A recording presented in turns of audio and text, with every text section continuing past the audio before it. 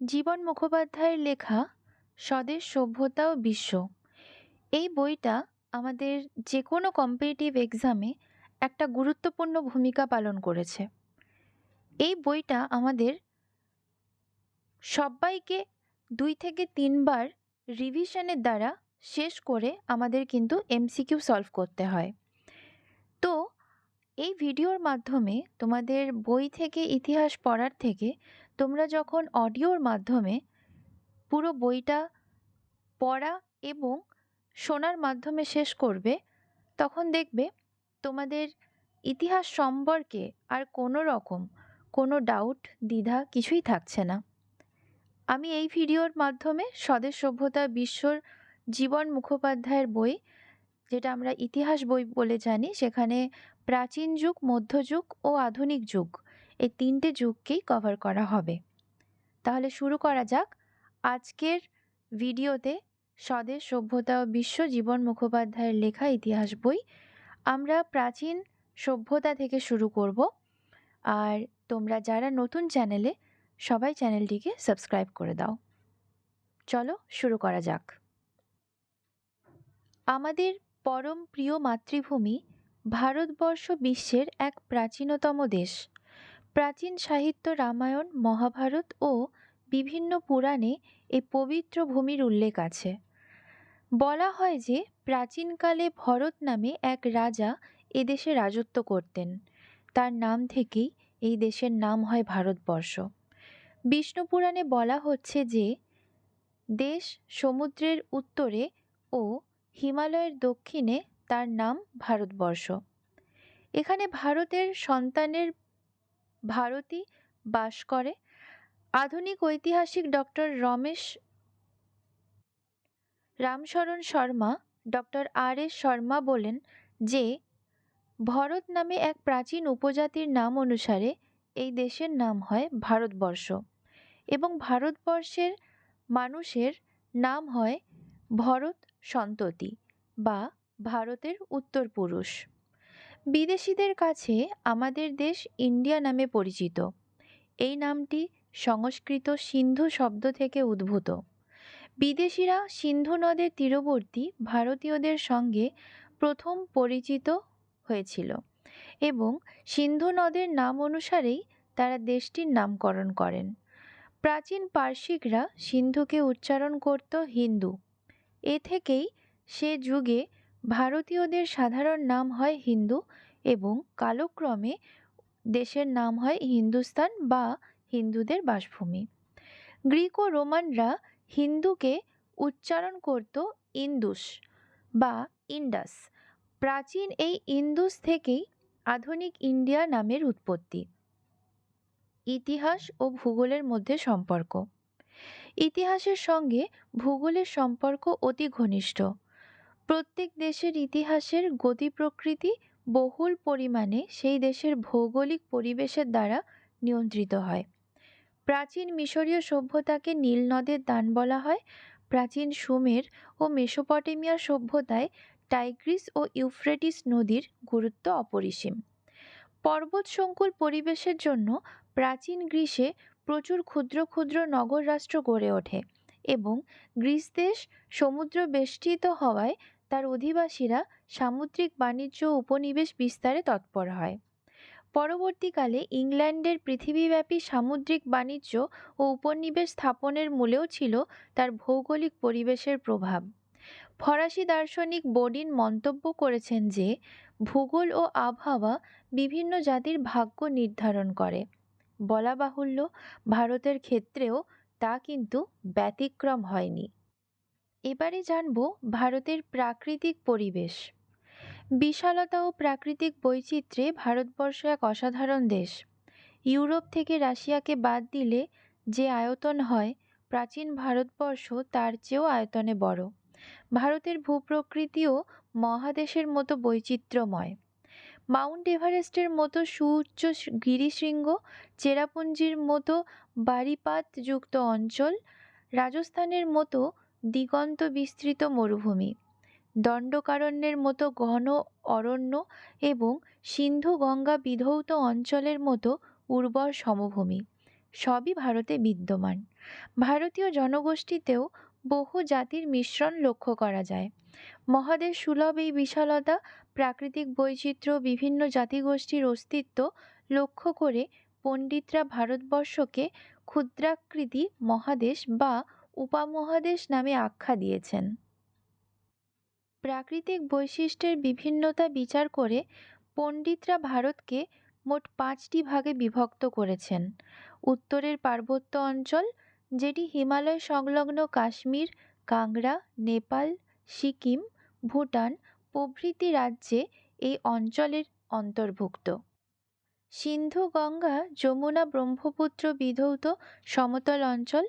হিমালয় থেকে উৎপন্ন সিন্ধু, গঙ্গা, যমুনা ও ব্রহ্মপুত্র বিধৌত এবং প্রাকৃতিক সম্পদে পূর্ণ এই অঞ্চলটি প্রাচীন ভারতের প্রাণকেন্দ্র হিসেবে চিহ্নিত। এই অঞ্চলেই প্রাচীন ভারতবর্ষে বহু শক্তিশালী সাম্রাজ্য ও উন্নত সভ্যতার উন্মেষ হয়। মধ্য ভারতের মালভূমি, সিন্ধু, গঙ্গা, যমুনা, ব্রহ্মপুত্রের সমতল ভূমি দক্ষিণে এবং বিন্ধ্যা ও সাতপুরা পর্বতের উত্তরে এই অঞ্চল অবস্থিত। দাক্ষিণাত্যের মালভূমি, বিন্ধ্য ও সাতপুরা পর্বতের দক্ষিণে অবস্থিত এই সুবিশাল অঞ্চলের পূর্ব দিকে পূর্বঘাট পর্বতমালা ও পশ্চিমে পশ্চিমঘাট পর্বতমালা দণ্ডায়মান। গোদাবরী, কৃষ্ণা, কাবেরী ও তুঙ্গভদ্রা নদী এই অঞ্চলকে সমৃদ্ধ করেছে। সুদূর দাক্ষিণাত্য, কৃষ্ণা নদীর দক্ষিণ থেকে কুমারিকা অন্তরীপ পর্যন্ত বিস্তৃত প্রাচীন দ্রাবিড় সভ্যতার লীলাভূমি এই অঞ্চলটি সুদৃঢ় দাক্ষিণাত্য নামে পরিচিত। ভারতের জনগোষ্ঠী, যুগ যুগ ধরে ভারতের বুকে বহু জাতিগোষ্ঠীর আগমন হয়েছে। প্রাচীন ভারতে দ্রাবিড় জাতি সর্বপ্রথম এই উন্নত সভ্যতা গড়ে তোলে। তারপর ধীরে ধীরে আর্য, পার্সিক, গ্রিক, শক, কুষাণ, হুন, গুর্জর, তুর্কি, আফগান, মঙ্গোল, আবিসনীয় এবং পরবর্তীকালে পর্তুগিজ, ওলন্দাজ, দিনেমার, ইংরেজ ও ফরাসি প্রভৃতি ইউরোপীয় জাতি ভারতে আসে। এই সকল বিভিন্ন জাতির মিলন, সমন্বয় ও আদান প্রদানের মাধ্যমে বর্তমানে ভারতীয় মহাজাতি গড়ে উঠেছে। বিশ্বের বিভিন্ন জাতির মিলনভূমি ভারতবর্ষকে কবিগুরু রবীন্দ্রনাথ ঠাকুর তাই মহামানবের সাগর তীর বলে বর্ণনা করেছেন। ঐতিহাসিক ভিনসেন্ট স্মিথ ভারতকে বলেছেন নৃতত্ত্বের জাদুঘর, যেটাকে আমরা ইংরেজিতে বলি এথনোলজিক্যাল মিউজিয়াম। দেহের গঠন ও ভাষার বিভিন্নতা অনুসারে ভারতের অধিবাসীদের কয়েকটি প্রধান জাতিগোষ্ঠীতে বিভক্ত করা হয়। এগুলি হলো নর্ডিক বা আর্য, দ্রাবিড়, নেগ্রিটো, মঙ্গোলীয়, ব্র্যাকিসিফেলাস, ভূমধ্যসাগরীয় ও প্রোটো অস্ট্রালয়েড জাতিগোষ্ঠী। ভারতের ইতিহাসে প্রাকৃতির বা প্রকৃতির প্রভাব। যে কোনো দেশের ইতিহাসের ওপর সেই দেশের ভৌগোলিক পরিবেশের প্রভাব অতি সুস্পষ্ট। জনৈক ঐতিহাসিক ইতিহাস রচনার ক্ষেত্রে ভূগোল ও কালপঞ্জিকে চন্দ্র, সূর্য এবং ডানচক্ষু ও বামচক্ষু বলে মন্তব্য করেছেন। ভারতীয় ইতিহাস ও সভ্যতা এবং ভারতবাসীর জীবন দর্শন ও দৃষ্টিভঙ্গির ওপর ভৌগোলিক পরিবেশের প্রভাব অতি ব্যাপক। হিমালয়ের প্রভাব। ভারতীয় সভ্যতা, সংস্কৃতি ও ইতিহাসের নগাধিরাজ হিমালয়ের গুরুত্ব ও প্রভাব অপরিসীম। ভারতের উত্তর ও উত্তর পূর্ব ও উত্তর পশ্চিমে বিশাল এলাকা জুড়ে সম্প্রসারিত দুর্লঙ্ঘ হিমালয় ও তার বিভিন্ন শাখা প্রশাখা এশিয়ার অন্যান্য অঞ্চল থেকে ভারতকে বিচ্ছিন্ন করে রেখেছে। এর ফলে বহির্জগৎ থেকে বিচ্ছিন্ন ভারতে বিকশিত হয়েছে এক স্বতন্ত্র সভ্যতা ও সংস্কৃতি। ভারতে প্রতিরক্ষার ক্ষেত্রেও গিরিরাজ হিমালয়ের প্রভাব অপরিসীম। দুর্ভেদ্য হিমালয় পর্বতমালা ভারতের উত্তরে সদা জাগ্রত প্রহরীর মতো দণ্ডায়মান থেকে যুগ যুগ ধরে ভারতকে রক্ষা করে এসছে। তিনি হিমালয় হল ভারতের রক্ষাকর্তা। ভারতবর্ষের জলবায়ুর উপরেও হিমালয়ের প্রভাব সুস্পষ্ট। উত্তর ও মধ্য এশিয়ার প্রচণ্ড শীতল বায়ুপ্রবাহকে প্রতিহত করে উত্তুগ্ন হিমালয় উত্তর ভারতের জলবায়ুকে নাতিশীতোষ্ণ করেছে। এছাড়া আরব সাগর ও ভারত মহাসাগর থেকে প্রবাহিত গ্রীষ্মের জলপূর্ণ মৌসুমী বায়ু হিমালয়ের বুকে প্রতিহত হয়ে উত্তর ভারতে বৃষ্টিপাত ঘটায়। এর ফলে উত্তর ভারত সুজলা সুফলা ও শস্য শ্যামলা হয়ে ওঠে। ভারতের অধিকাংশ নদ নদীর উৎপত্তিস্থল হল হিমালয়। হিমালয়ের বরফ গলা জল সারা বছর ধরে নদীগুলিকে স্রোতস্বিনী এবং উত্তর ভারতের সমভূমিকে শস্য শ্যামল করে রাখে। নদীগুলির উপর ভিত্তি করেই গড়ে উঠেছে ভারতের কৃষি ব্যবস্থা, এবং ভারতের কৃষি অর্থনীতি বহুল পরিমাণে এই নদীগুলির উপর নির্ভরশীল। এই নদীগুলোকে কেন্দ্র করেই গড়ে উঠেছে ভারতের বিভিন্ন বাণিজ্য কেন্দ্র এবং পাটলিপুত্র, রাজগৃহ, বারাণসী প্রভৃতি শহর। ভারতের অর্থনীতির উন্নয়নেও হিমালয়ের গুরুত্বকে অস্বীকার করা যায় না। হিমালয়ের বুকে জমে থাকা ভেষজ, বনজ, খনিজ ও প্রাণীজ সম্পদ ভারতীয় অর্থনীতিকে নানাভাবে পুষ্ট করেছে। ভারতের উত্তরে হিমালয় দুর্ভেদ্য প্রাচীরের মতো অবস্থান করলেও ভারতবাসীকে কিন্তু বহির্বিশ্ব থেকে একেবারে বিচ্ছিন্ন করে দেয়নি। উত্তর পশ্চিম সীমান্তের খাইবার, বোলান, গোমাল, কারাকোরাম প্রভৃতি গিরিপথ দিয়ে যুগ যুগ ধরে গ্রিক, শক, কুষাণ, হুন, তুর্কি প্রভৃতি বিদেশিরা যেমন ভারতে এসেছে, তেমনি এ পথেই ভারতবাসী পৃথিবীর বিভিন্ন অঞ্চলের সঙ্গে রাজনৈতিক, বাণিজ্যিক ও সাংস্কৃতিক সম্পর্ক স্থাপন করেছে। বিদেশিদের আগমনে ভারতীয় রাজনীতি ও সাংস্কৃতিক ইতিহাসে ধারা নানাভাবে প্রভাবিত হয়েছে।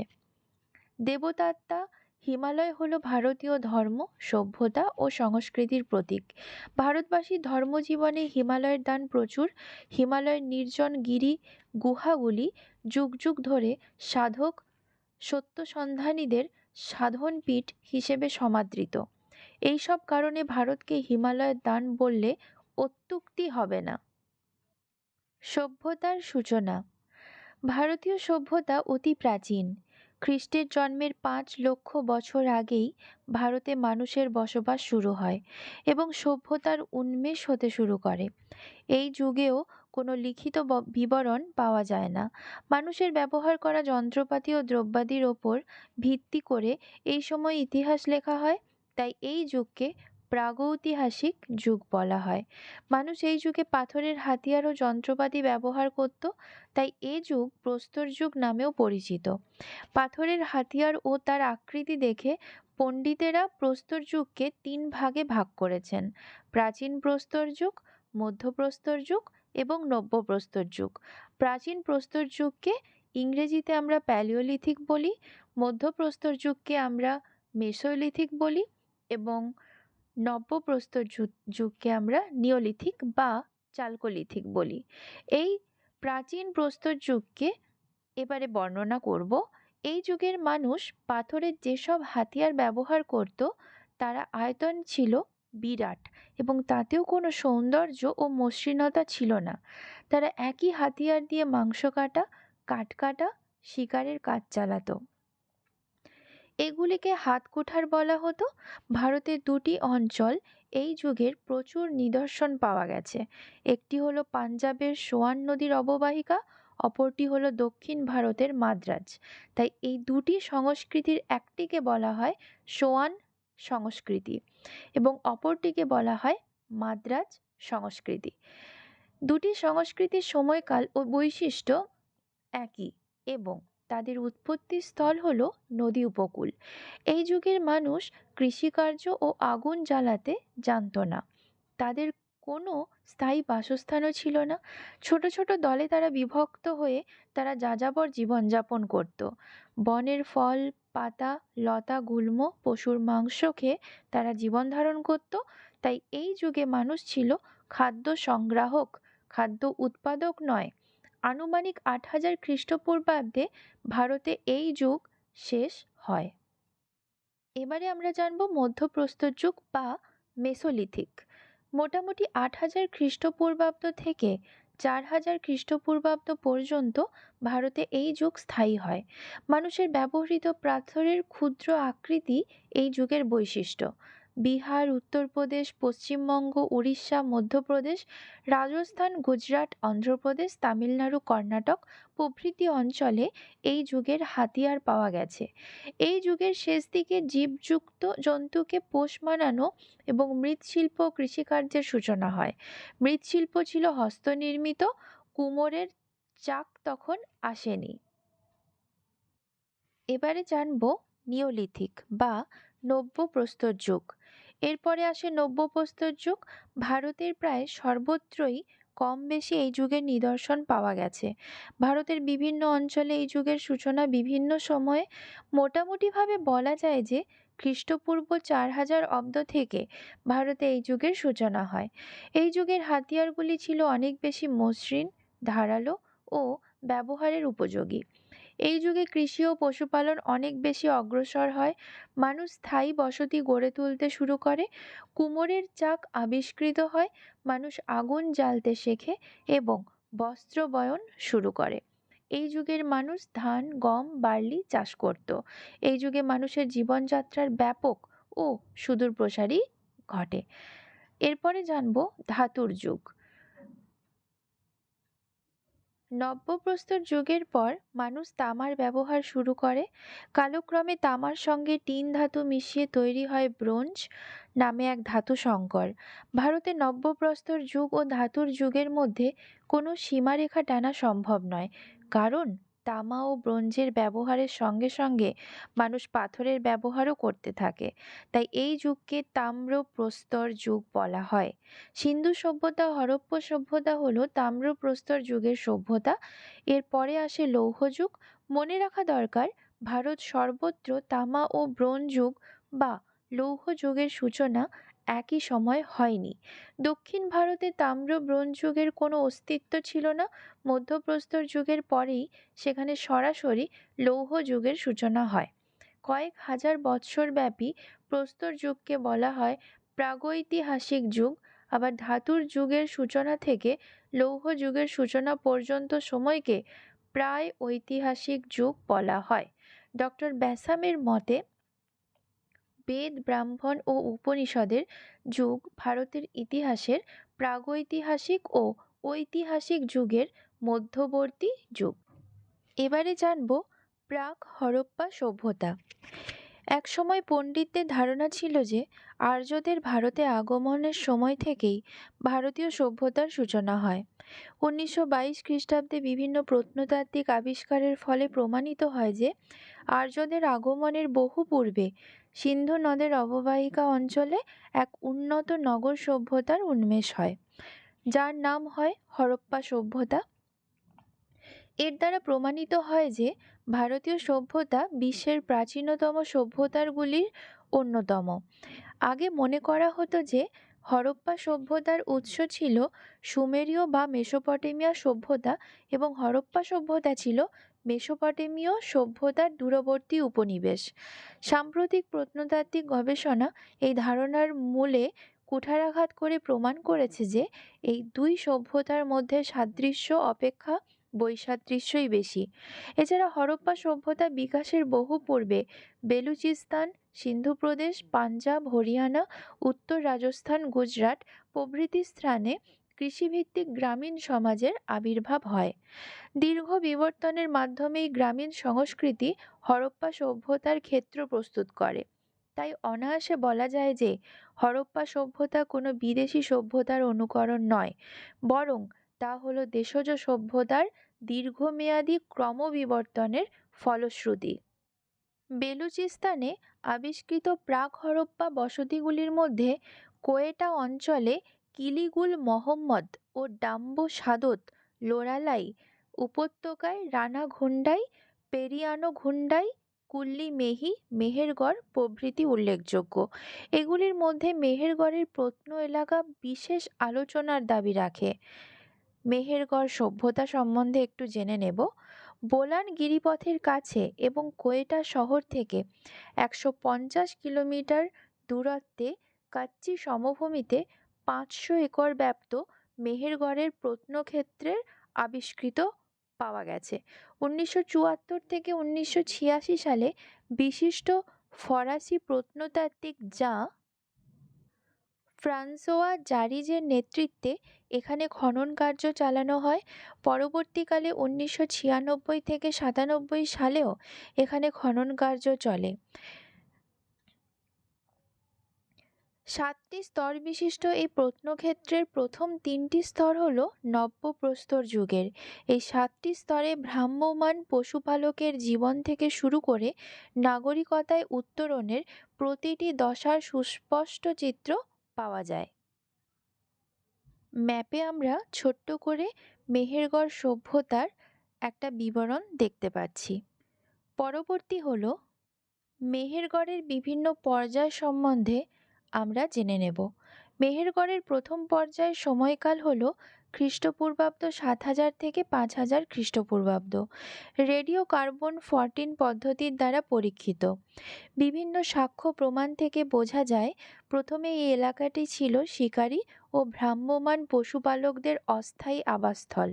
পরে এখানে অস্থায়ী আবাস গড়ে ওঠে এবং কৃষিভিত্তিক জীবনচর্যার বিকাশ ঘটে। বাসস্থানগুলি তৈরি হতো কাদামাটির তৈরি, রোদে শুকনো সমান মাপের ইট দিয়ে। বাড়িগুলি একাধিক ছোট ছোট কামরায় বিভক্ত। কোনো কোনো বাড়িঘর গরম করার জন্য উনুন বা আগুন জ্বলার ব্যবস্থা ছিল। অনেক বাড়িতেই শস্যাগার হিসেবে একটি কক্ষ ব্যবহার করা হতো। এখানে জাঁতা, হামানদিস্তা, নিড়ানি কাস্তে এবং পাথরের নানা হাতিয়ার মিলেছে। পশুপালন ও শস্যাগারের অস্তিত্বেরও প্রমাণ পাওয়া গেছে। গৃহপালিত পশুর মধ্যে ছিল গরু, ভেড়া, ছাগল ও ষাঁড়। মনে হয় কুকুরও এ সময় পোষ মেনেছিল। এখানে নানা প্রজাতির বার্লি, যব ও গমের চাষ হতো। এই পর্বের কোনো মৃৎপাত্র মেলেনি, মিলেছে কিছু ছোট ছোট মানব মূর্তি। পণ্ডিতদের অনুমান সম্ভবত এই মূর্তিগুলি ভারতীয় ভাস্কর্যের প্রাচীনতম নিদর্শন। এখানে বেশ কয়েকটি সমাধি পাওয়া গেছে। সাধারণত দুটি বাড়ি বা দু সারির বাড়ির মধ্যবর্তী স্থান সমাধিক্ষেত্র হিসেবে ব্যবহৃত হতো। মৃতদেহগুলি হাঁটু মুড়ে এবং একপাশে কাত করে সমাধিস্থ করা হতো, তবে সময় সময় মাথা একদিকে রাখা হতো। সমাধিতে মৃতের সঙ্গে দেওয়া হতো সামুদ্রিক ঝিনুক জাতীয় লকেট, সামুদ্রিক ঝিনুক জাতীয় অন্যান্য জিনিস, পাথরের মূর্তি ও ঝিনুক জাতীয় জিনিসের মালা। পাথরের লকেট, বৈদুর্য মূর্তি যেটাকে আমরা ল্যাপিস লাজুলি বলি, নীলকান্তমণি বা টার্কোয়াজ যেটাকে আমি টার্কোয়াইজ ইংলিশে বলি। দিলীপ কুমার চক্রবর্তী বলেন যে মৃতের সঙ্গে দেওয়া জিনিসের পার্থক্য থেকে অনুমান করা যায় যে সে যুগে সামাজিক পার্থক্যও ছিল। ডক্টর ইরফান হাবিব এখানে জানিয়েছেন শ্রেণীবিভক্ত সমাজের অস্তিত্ব লক্ষ্য করা গেছে। মেহেরগড়ের সঙ্গে দূরবর্তী দেশসমূহের যোগাযোগের ব্যাপারেও কোনো সন্দেহ নেই।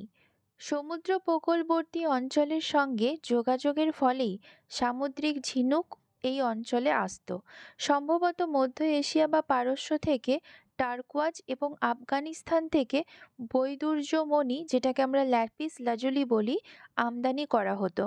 এ সময় থেকেই মেহেরগড়ে ধীরে ধীরে নগরায়নের পথে অগ্রসর হতে শুরু করে। পার্শ্ববর্তী এলাকাগুলিতে খাদ্যশস্যেরও চাষ হতো এবং মেহেরগড় সংস্কৃতির দ্বিতীয় পর্বের সময়সীমা ছিল 5000 থেকে 4000 খ্রিস্টপূর্বাব্দ। এই পর্বে আগেকার আমলের ধারাবাহিকতার সঙ্গে সঙ্গে বেশ কিছু পরিবর্তন ও নতুনত্ব নজরে আসে। এই পর্বে প্রচুর পোড়া তুলো বীজ পাওয়া গেছে। এ থেকে সিদ্ধান্তে আসা যায় যে মানুষ এই পর্বে কার্পাস চাষ করত। এর দ্বারা প্রমাণিত হয় যে হরপ্পা সভ্যতা 2000 বছর আগে এখানে তুলোর চাষ শুরু হয়। এখানে প্রাপ্ত বিভিন্ন ধরনের কৃষিজ পণ্যাদি যথা গম, বার্লি ও তুলোর চাষ, জলের উপর মানুষের নিয়ন্ত্রণের প্রমাণ পাওয়া গেছে। প্রমাণিত হয় যে তারা মোটামুটি একটি সেচ ব্যবস্থা গড়ে তুলেছিল। কৃষির প্রয়োজনে পশুপালন অপরিহার্য হয়ে ওঠে। গৃহপালিত পশুর মধ্যে গরু, ভেড়া, ছাগলের অস্তিত্বের প্রমাণ পাওয়া গেছে। মাটির পাত্রের ব্যবহার ব্যাপকতর হয়। প্রথমে এগুলি হাতে তৈরি হতো। এই পর্বের একেবারে শেষ দিকে খ্রিস্টপূর্ব 4000 অব্দ নাগাদ সুমের থেকে এলো কুমোরের চাক। এর ফলে মৃৎশিল্পে যুগান্তর এলো। কম সময়ে ও কম খরচে বেশি মৃৎপাত্র তৈরি হতে লাগলো। এই অঞ্চলে বিভিন্ন ধরনের পাথর ও শাঁখের অস্তিত্ব দূরপাল্লার বাণিজ্যের ইঙ্গিত দেয়। এই সভ্যতার তৃতীয় পর্বের সময়কাল হল খ্রিস্টপূর্ব 4000 থেকে 3200 খ্রিস্টপূর্বাব্দ। এই পর্বে কর্ষিত শস্যের বিরাট তালিকা দেখে কৃষির অগ্রগতির কথা বোঝা যায়। মৃৎপাত্রের ক্ষেত্রে ব্যাপক উন্নতি দেখা যায়। চাকে তৈরি ও চুল্লির আগুনে পোড়ানো নানা রঙের মৃৎপাত্রের ব্যাপক প্রচলন শুরু হয়। এই মৃৎপাত্রগুলি উপর নানা প্রকার জ্যামিতির নকশা, পশু পাখি, গবাদি পশু এবং গাছপালার ছবি দেখা যায়। প্রথম ও দ্বিতীয় পর্যায়ে এই তামার পুঁতি ও আংটি পাওয়া যায়। তৃতীয় পর্বে পাওয়া যায় তামা গলানোর জন্য অন্তত 14টি পোড়া মাটির পাত্র বা মুচি। এই সময় যে তামার ব্যাপক ব্যবহার শুরু হয়েছে তারই প্রমাণ। এছাড়া এই পর্বে পাওয়া গেছে তামার ছুরি, বড়শি, ছেঁদা করার ছুঁচ ইত্যাদি। পাথর কেটে অলংকার তৈরিতেও এই সময় মানুষ দক্ষ হয়ে ওঠে। এ সময় বহির্বাণিজ্যেরও বিস্তার ঘটে। চতুর্থ থেকে সপ্তম পর্বের কালে মেহেরগড়ের বস্তুগত সংস্কৃতি আরও পরিণতি হয়।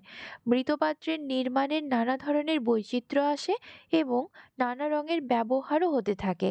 পোড়ামাটির নারী মূর্তি ও শিলমোহর তৈরি হতে থাকে। এগুলো হরপ্পা সভ্যতার প্রাপ্ত নারী মূর্তি ও শিলমোহরের পূর্ব নিদর্শন। শস্যক্ষেত্রে জলসেচের জন্য খাল কাটার প্রমাণ পাওয়া গেছে। মেহেরগড়ে নগরায়নের সূচনা হয়েছিল অনেক আগেই। এই পর্বে তার বিকাশ নজরে আসে। মানুষের জীবনযাত্রার রুচি বিকাশ, রাস্তাঘাটের উন্নতিতে তার ছাপ স্পষ্ট হয়।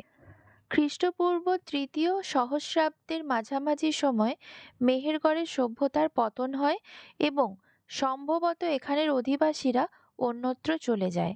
গুরুত্ব কি? মেহেরগড় সভ্যতার আবিষ্কার নানা কারণে গুরুত্বপূর্ণ।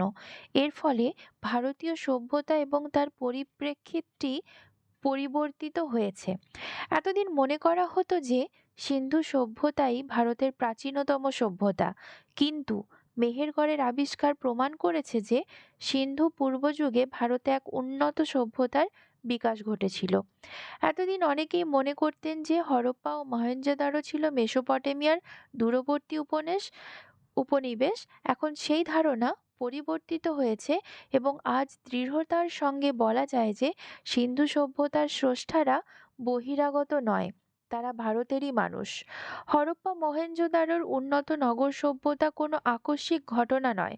মেহেরগড় ও সন্নিহিত অঞ্চলে মানব সভ্যতার যে বিকাশ ঘটেছিল, হরপ্পা সভ্যতা তারই এক পরিপূর্ণ রূপ। এবারে আমরা আলোচনা করব হরপ্পা সভ্যতা। 20 শতকের সূচনায় সিন্ধু নদের অববাহিকায় খনন কার্য চালিয়ে আর্য পূর্বযুগের এক উন্নত সভ্যতা আবিষ্কৃত হয়েছে।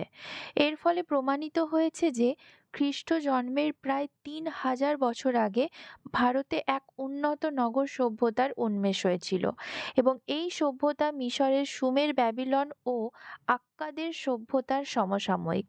1921 সালে দয়ারাম সাহানি পাঞ্জাবের মন্টেগোমারি জেলায় ইরাবতী বা রাবি নদীর তীরে তার উন্নত নগর সভ্যতার সন্ধান পান। ঠিক এই কারণের সময় 1922 খ্রিস্টাব্দে বিশিষ্ট বাঙালি প্রত্নতত্ত্ববিদ রাখাল দাস বন্দ্যোপাধ্যায় সিন্ধু নদের পশ্চিম তীরে সিন্ধু প্রদেশের লারকানা জেলায় মহেঞ্জোদারো, সিন্ধি শব্দ অর্থে মৃতের স্তূপ নামক স্থানে এক উন্নত সভ্যতার আবিষ্কার করেন। এই আবিষ্কারের সঙ্গে sir John Marshall, sir Mortimer Wheeler, Mackay, Piggott, Frankfort, Rakhal Das Bandyopadhyay, Dayaram Sahni, Nanigopal Majumdar প্রমুখ প্রত্নতত্ত্ববিদদের নাম জড়িয়ে আছে। সিন্ধু নদীর তীরে প্রথম এই সভ্যতার আবিষ্কৃত হয় বলে আগে এই সভ্যতাকে সিন্ধু সভ্যতা বলা হতো। সাম্প্রতিককালে সিন্ধু তট অতিক্রম করে ভারত ও ভারতের বাইরে বিস্তীর্ণ অঞ্চলে ছোট বড় মিলিয়ে এই সভ্যতার প্রায় 1500টি কেন্দ্র আবিষ্কৃত হয়েছে। এই কারণে এখন আর সিন্ধু সভ্যতা না বলে আবিষ্কৃত স্থানের নাম অনুসারে একে হরপ্পা সভ্যতা বা হরপ্পা সংস্কৃতি বলা হয়। আমাদের মনে রাখা উচিত যে কেবলমাত্র 1921 সালেই নয়, আলেকজান্ডার কানিংহাম 1875 খ্রিস্টাব্দে হরপ্পায় একটি শিলমোহর আবিষ্কার করেছিলেন। এছাড়া হরপ্পায় প্রাপ্ত নিদর্শনগুলির মধ্যে মহেঞ্জোদারো অপেক্ষা অনেক বেশি প্রাচীন ও গুরুত্বপূর্ণ। তাই হরপ্পা সভ্যতা ও হরপ্পা সংস্কৃতি নামটা যুক্তিযুক্ত। হরপ্পা সভ্যতার প্রাচীনত্ব সম্বন্ধে সন্দেহের কোনো অবকাশ নেই। জন মার্শালের মতে এই সভ্যতা ছিল সর্বাপেক্ষা প্রাচীন। ঐতিহাসিক উইল ডুরান্ট এর মতে এই সভ্যতা মিশরীয় সভ্যতা অপেক্ষা প্রাচীন। এই সভ্যতার প্রাচীনত্ব ও কালসীমা নির্ণয় করা খুবই দুরূহ এবং এ নিয়ে পণ্ডিতদের মতভেদের অন্ত নেই। এছাড়া নিত্য নতুন বিচার পদ্ধতি ও তথ্যাদি আবিষ্কারের ফলে হরপ্পা সভ্যতার কালসীমার ধারণা নিয়ত পরিবর্তনশীল। স্যার জন মার্শালের মতে খ্রিস্টপূর্ব 3250 থেকে 2750 অব্দের মধ্যে এই সভ্যতার সূচনা, বিস্তার ও বিলুপ্তি ঘটে। বর্তমানে রেডিও কার্বন ডেটিং 14 পরীক্ষার মাধ্যমে হরপ্পা সভ্যতার কালসীমা খ্রিস্টপূর্বাব্দ 2300 থেকে খ্রিস্টপূর্বাব্দ 1750 মধ্যে স্থিরীকৃত হয়েছে। অতি সম্প্রতি ডেনড্রো ক্রোনোলজি নামক পরীক্ষা পদ্ধতির মাধ্যমে এর কালসীমা পিছিয়ে দেওয়ার প্রবণতা দেখা গিয়েছে। যাই হোক, আপাতত আমরা হরপ্পা সভ্যতার কালসীমা হিসেবে খ্রিস্টপূর্ব 3000 থেকে খ্রিস্টপূর্ব 1500 অব্দকেই মেনে নিয়েছি। হরপ্পা সভ্যতার স্রষ্টা কারা এ নিয়েও পণ্ডিতদের মধ্যে প্রবল মতপার্থক্য আছে। সিন্ধু সভ্যতায় যেসব নরকঙ্কাল পাওয়া গেছে সেগুলো নৃতাত্ত্বিক পরীক্ষা করে পণ্ডিতেরা সেখানে 4টি জাতিগোষ্ঠীর মানুষের সন্ধান পেয়েছেন। সেগুলো হচ্ছে প্রোটো অস্ট্রালয়েড, ভূমধ্যসাগরীয় অ্যালপাইন ও মঙ্গোলীয়। এই নরকঙ্কালগুলি সংখ্যায় এত অল্প যে এর দ্বারা কোনো সিদ্ধান্তে উপনীত হওয়া সম্ভব নয়। এছাড়াও পণ্ডিতরা আরও কিছু পরীক্ষা নিরীক্ষা চালিয়েছে। অনেকের মধ্যে আর্যরা সিন্ধু সভ্যতার স্রষ্টা, অনেকে আবার এ সম্পর্কে দ্রাবিড়দের কথা বলে থাকেন। এই সব মতবাদগুলির সবগুলি প্রকৃতপক্ষে কিছু যুক্তি থাকলেও বিপক্ষে বলার মতো অনেক কিছু আছে। সুতরাং এই মতগুলি কোনোটি আজও সর্বজন গ্রাহ্য নয়। সিন্ধু লিপির পাঠোদ্ধার না হওয়া পর্যন্ত কোনো স্থির সিদ্ধান্তে পৌঁছানো সম্ভব নয়। তবে অধ্যাপক ব্যাসাম ও কে এম পানিক্কর মনে করেন যে এই সভ্যতা ছিল সম্পূর্ণ দেশজ এবং তা ভারতীয়র সৃষ্টি। হরপ্পা সভ্যতার বৈশিষ্ট্য। সমসাময়িক যুগে মিশর ও মেসোপটেমিয়াতে যে সভ্যতার উন্মেষ হয়েছিল, প্যাপিরাস, পোড়ামাটি ও পাথরের বুকে তার লিখিত বিবরণ পাওয়া যায়। পণ্ডিতরা সেগুলি পাঠ করে তার ইতিহাস রচনা করেছেন। সিন্ধু উপত্যকার শিলমোহর ও বিভিন্ন পাত্রের গায়ে বেশ কিছু লিপি খোদাই করা আছে, সেগুলির পাঠোদ্ধার করা সম্ভব হয়নি।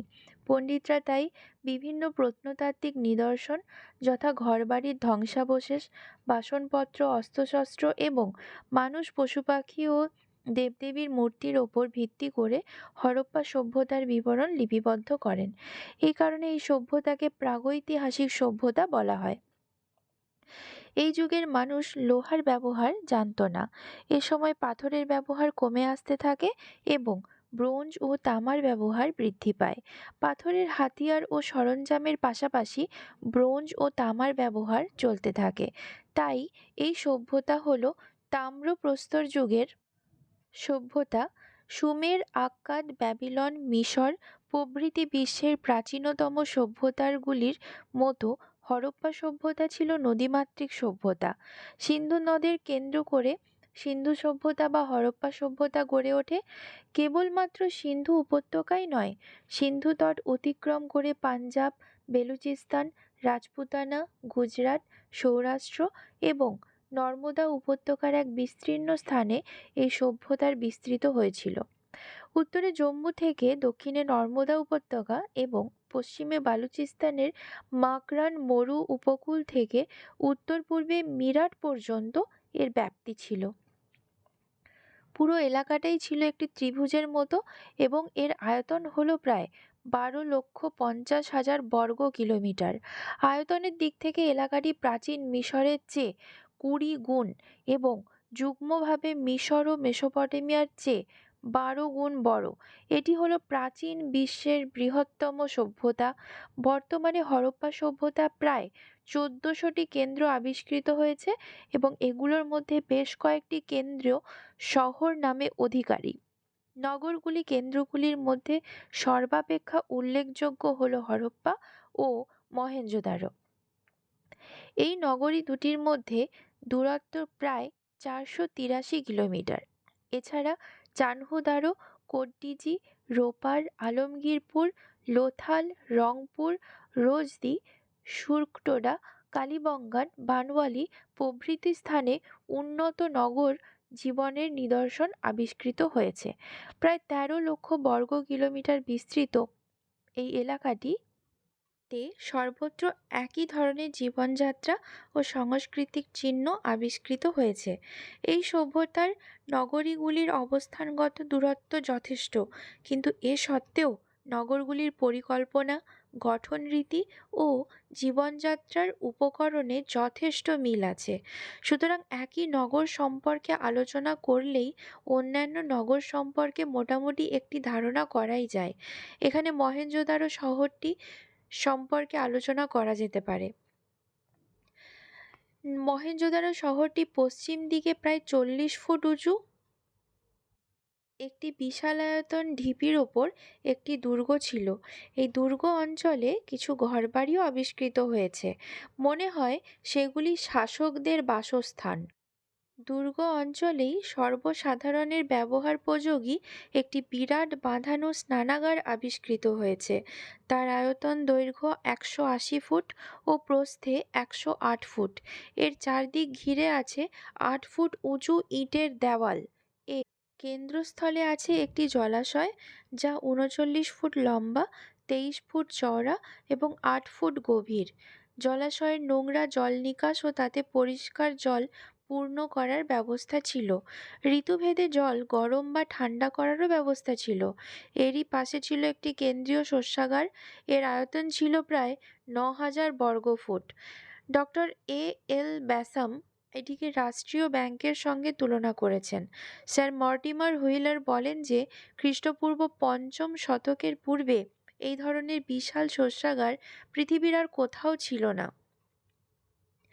এই অঞ্চলের অন্যান্য বড় বড় বাড়ির ধ্বংসাবশেষকে পণ্ডিতরা সভাকক্ষ, শিক্ষা প্রতিষ্ঠান ও সমিতি গৃহ বলে চিহ্নিত করেছেন। দুর্গ অঞ্চলের এই উঁচু ঢিপির পূর্ব দিকে নিচু জমিতে মূল শহরটি গড়ে উঠেছে। নগরীর উত্তর থেকে দক্ষিণ এবং পূর্ব থেকে পশ্চিম দিকে সমান্তরালভাবে কয়েকটি রাস্তা চলে গেছে। রাস্তাগুলি 9 ফুট থেকে 30 ফুট পর্যন্ত চওড়া। এই রাস্তাগুলি থেকে বেরিয়ে এসেছে অসংখ্য গলি। গলিগুলির দুপাশে নাগরিকদের ঘরবাড়ি। বাড়িগুলো পোড়া ইটের তৈরি এবং অনেক বাড়িতেই দোতলা বা তিনতলা। প্রত্যেক বাড়িতে প্রশস্ত উঠান, স্নানাগার, কুয়ো ও নর্দমার ব্যবস্থা ছিল। অনেক বাড়িতে আবার শোকপীঠ ছিল। বাড়ির নোংরা জল নর্দমা দিয়ে এসে রাস্তায় ঢাকা দেওয়া বাঁধানো নর্দমায় পড়ত। নর্দমাগুলি পরিষ্কারের জন্য ইট দিয়ে তৈরি ঢাকা ম্যানহোলের ব্যবস্থা ছিল। ডক্টর এল ব্যাসাম বলেন যে রোমান সভ্যতার পূর্বে অপর কোনো প্রাচীন সভ্যতা এত পরিণত পয়ঃ প্রণালীর ব্যবস্থা ছিল না। প্রত্যেক বাড়ির সামনে বাঁধানো ডাস্টবিন ছিল। কেবলমাত্র বড় রাস্তার উপরেই শহরের দোকানগুলি অবস্থিত ছিল। শহরের উত্তর পূর্ব কোণে সারিবদ্ধভাবে ছোট ছোট কিছু খুপরি জাতীয় ঘর ছিল। মনে হয় এগুলি দরিদ্র শ্রমজীবী মানুষদের বাসস্থান। অধ্যাপক গর্ডন চাইল্ড বলেন যে হরপ্পার পৌর শাসকরা গৃহ নির্মাণ সংক্রান্ত আইনকানুন মেনে চলতেন। খনন কার্যের ফলে মহেঞ্জোদারোতে সভ্যতার ৯টি স্তর আবিষ্কৃত হয়েছে, অর্থাৎ ধ্বংসের পর সেখানে ৮বার সভ্যতা গড়ে উঠেছিল। হরপ্পার ৬টি স্তর আবিষ্কৃত হয়েছে। এই ৬টি বা ৯টি স্তরের সর্বত্র মানুষের জীবনযাত্রা প্রণালী বা নগর পরিকল্পনা কিন্তু একই ধরনের ছিল। কোথাও কোনো জীবনযাত্রা প্রণালী বা নগর পরিকল্পনা কিন্তু একই ধরনের, কোথাও কোনো পরিবর্তনও ঘটেনি। তবে উপরের স্তরগুলিতে নগর কর্তৃপক্ষের অপদার্থতার ছাপ স্পষ্ট। দেখা যাচ্ছে যে উপরের স্তরের ঘরবাড়িগুলি ক্রমশ রাস্তা দখল করেছে, গলি ছোট হয়ে আসছে, নর্দমা বুজে আসছে। এ সত্ত্বেও নগর পরিকল্পনা ও জীবনযাত্রার ধারা কিছু সর্বত্রই একই রকম রয়েছে। রাজনৈতিক জীবন এই নগরগুলিতে কী ধরনের শাসন ব্যবস্থা প্রচলিত ছিল সে সম্পর্কে কোনো প্রত্যক্ষ প্রমাণ নেই। এ ব্যাপারে পণ্ডিতরা নানা মতামত প্রকাশ করেছেন। কোনো কোনো ইউরোপীয় পণ্ডিতদের মতে হরপ্পা নগরের দুর্গে একজন শাসক বা রাজা বাস করতেন। দুর্গ সংলগ্ন শস্যাগার তার ধনসম্পদের পরিচয় দেয়। ভারতীয় পণ্ডিত কোশাম্বীর মতে এটি নিছক অনুমান মাত্র, এর সাপেক্ষে কোনো প্রমাণ নেই। তার মতে রাজতন্ত্র বা প্রজাতন্ত্র যাই হোক না কেন, এখানে একটি কেন্দ্রীয় শক্তি ছিল, নতবা এক উন্নত পরিকল্পিত নাগরিক সভ্যতার বিকাশ এখানে সম্ভব হতো না। অনেকের মতে বণিকদের দ্বারা পরিচালিত একটি প্রজাতান্ত্রিক শাসন এখানে প্রতিষ্ঠিত ছিল। স্যার মর্টিমার হুইলার এর মতে সিন্ধু অঞ্চল ছিল একটি সাম্রাজ্য এবং এর কেন্দ্রে ছিল একজন পুরোহিত রাজা। তিনি দৈব অধিকারের জোরে শাসনকার্য পরিচালনা করতেন। এইচ.ডি. সাংখালিয়ার মতে এখানকার কেন্দ্রীয় শাসন ছিল একজন দৃঢ় উদারনৈতিক স্বৈর শাসকের হাতে। সামাজিক, অর্থনৈতিক আর ধর্মীয় জীবন। শ্রেণীবিভক্ত সমাজের অস্তিত্ব হরপ্পা সভ্যতার অন্যতম বৈশিষ্ট্য। শহরের ঘরবাড়ি ও অন্যান্য উপকরণ দেখে মনে হয় যে সমাজ শাসক সম্প্রদায়, ধনী ও ব্যবসায়ী এবং দরিদ্র শ্রমিক ও কারিগরেরা বাস করত। দুর্গ অঞ্চলেই ছিল শাসকদের বাসগৃহ। শহরের দ্বিতল ত্রিতল গৃহগুলিতে বাস করত ধনী ও মধ্যবিত্ত বণিক সম্প্রদায় এবং খুপরি জাতীয় ঘরগুলি ছিল শ্রমজীবী দরিদ্রদের বাসস্থান। পণ্ডিতরা অনুমান করেন যে এই শহরগুলিতে ক্রীতদাসরাও ছিল। তারা দিনহীন কুটিরে বাস করত এবং ফসল মাড়াই, ভারী বোঝা বহন, শহরের জঞ্জাল পরিষ্কার প্রভৃতির কাজ করত। মহেঞ্জোদারো ও হরপ্পা উভয় শহরেই উত্তর পূর্ব কোণ দুর্গ প্রকার ও শস্যাগারের কাছাকাছি স্থানসমূহে খুপরি জাতীয় ঘরগুলির অস্তিত্ব শহরে ক্রীতদাস ও দরিদ্র শ্রমজীবীদের উপস্থিতির প্রমাণ করে। কালীবঙ্গান ও লোথালে এ ধরনের কোনো খুপরি মেলেনি বলে পণ্ডিতেরা মনে করেন যে এই শহর দুটির শাসকরা হরপ্পা ও মহেঞ্জোদারোর শাসকবর্গ অপেক্ষা উদার ছিলেন। এই সভ্যতা নগরকেন্দ্রিক হলেও তার মূল ভিত্তি ছিল কৃষি। এখানকার অধিবাসীরা গম, যব, বার্লি, ধান, ফলমূল, তিল, মটর, রাই, খেজুর, বাদাম, দুধ, মুরগি ও পশুর মাংস এবং মাছ খাদ্যদ্রব্য হিসেবে ব্যবহার করত। গৃহপালিত জন্তুর মধ্যে উল্লেখযোগ্য ছিল গরু, মহিষ, ভেড়া, হাতি, শূকর ও ছাগল। বালুচিস্তানে মাটির নিচে অতি গভীরে ঘোড়ার চিহ্ন মিললেও ঘোড়া কিন্তু সেদিন পোষ মানেনি। সিন্ধুবাসী সুতি ও পশমের বস্ত্র ব্যবহার করত। তারা দেহের ঊর্ধ্বাংশ ও নিম্নাঙ্গ দুই খণ্ড বস্ত্রের দ্বারা আবৃত করত। নারী পুরুষ উভয়ই লম্বা চুল রাখত। মেয়েরা সোনা ও রূপোর ফিতে দিয়ে তারা নানান ধরনের খোঁপা করত। তারা নানা ধরনের সুগন্ধি প্রসাধন সামগ্রী এবং তামা, ব্রোঞ্জ, সোনা, রূপো, পাথরের তৈরি নানা ধরনের ও নানা আকারের হার, কানের দুল, চুড়ি, মল, কোমরবন্ধ ও মালা ব্যবহার করত। সিন্ধুবাসীরা বিভিন্ন শিল্পকর্মে দক্ষ ছিল। এখানে পাথর, মাটি, তামা, সীসা ও ব্রোঞ্জের তৈরি বাসনপত্র ও গৃহস্থলীর নানা সরঞ্জাম আবিষ্কৃত হয়েছে। তামা, ব্রোঞ্জ ও পাথরের তৈরি কুঠার, বর্শা, তীর, ধনুক, মুষল প্রভৃতি অস্ত্র তারা ব্যবহার করত। এই প্রসঙ্গে স্মরণীয় যে সিন্ধু সভ্যতা উপত্যকার ঢাল, বর্ম, শিরস্ত্রাণ প্রভৃতি আত্মরক্ষামূলক অস্ত্রের কোনো সন্ধান মেলেনি। বস্ত্রবয়ন, হাতির দাঁত, পাথরের কাজ এবং মৃৎশিল্পের ক্ষেত্রেও তারা অসাধারণ উন্নতি করে। শিশুদের খেলনা হিসেবে তৈরি নানা জীবজন্তুর মূর্তি, চীনামাটির পাত্রে নানা অলঙ্করণ তাদের শিল্প দক্ষতার পরিচয় বহন করে। নৃত্য, গীত, পশু শিকার, পাশা খেলা, রথ চালনা ছিল তাদের অবসর বিনোদনের উপায়। এছাড়া এখানে অলঙ্কার শিল্পী, ইট শিল্পী, ছুতোর মিস্ত্রিরাও বাস করত। ভারত ও ভারতের বাইরে নানা স্থানের সঙ্গে তাদের বাণিজ্য সম্পর্কও ছিল। দাক্ষিণাত্য থেকে দামি পাথর, রাজপুতানা থেকে তামা, কাথিয়াওয়াড় থেকে শঙ্খ এবং বেলুচিস্তান, আফগানিস্তান ও ইরান থেকে সোনা, রূপা, সীসা ও টিন আমদানি করত। সিন্ধু উপত্যকা থেকে রপ্তানি হতো তুলো, সুতিবস্ত্র, তামা, হাতির দাঁত ও হাতির দাঁতের তৈরি নানান জিনিসপত্র। সুতিবস্ত্র, তুলো ছিল রপ্তানি বাণিজ্যের প্রধান উপকরণ। তখনও মুদ্রার প্রচলন হয়নি। বিনিময় প্রথার মাধ্যমে ব্যবসা বাণিজ্য চলত। ক্রিট, সুমের ও মেসোপটেমিয়ার সঙ্গে জলপথ ও স্থলপথে ব্যবসা বাণিজ্য চলত। যানবাহন হিসেবে সিন্ধুবাসী উট, গাধা, 2 চাকা বিশিষ্ট গরু ও ষাঁড়ের গাড়ি ব্যবহার করত। তাদের মধ্যে সমুদ্রযাত্রাও প্রচলিত ছিল। লোথাল ছিল বিশ্বের প্রাচীনতম বন্দর। সিন্ধু উপত্যকায় পোড়ামাটি ও তামার ব্রোঞ্জের তৈরি প্রচুর শিলমোহর আবিষ্কৃত হয়েছে। পণ্ডিতদের অনুমান প্রধানত ব্যবসা বাণিজ্যের জন্যই ওইসব শিলমোহর তৈরি হয়েছিল।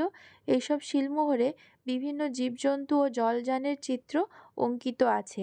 এ থেকে মনে হয় যে এইসব জীবজন্তু ও জলযানগুলি তাদের সুপরিচিত ছিল এবং কিছু শিলমোহরে চিত্রলিপি উৎকীর্ণ আছে।